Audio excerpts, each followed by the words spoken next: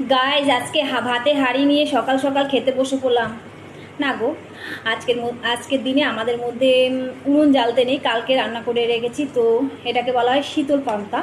তো আজকে পান্তা খাবো সারাদিন, তো আমি একটু নিয়ে নিচ্ছি। আমি সেরকম কিছুই করিনি, একটা সবজি করেছি।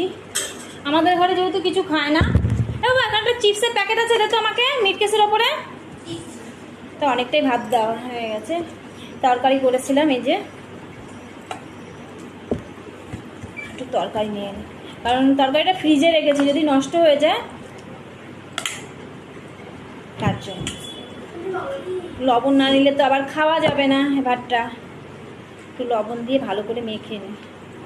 এত ঠান্ডা না, মানে ভাতটা ফ্রিজে রাখিনি, তো সেটা ফ্রিজে রেখেছি, শুধু তরকারিটা ফ্রিজে রেখেছি। এই দিয়ে দেখ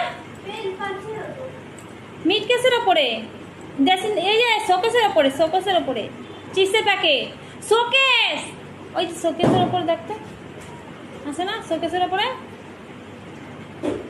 নেই। মা কোথায় গেল?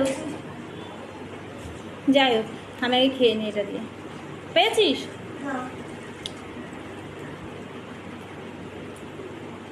আমি যেহেতু পান্তা ভাতটা খাই না, খুব একটা খাই না।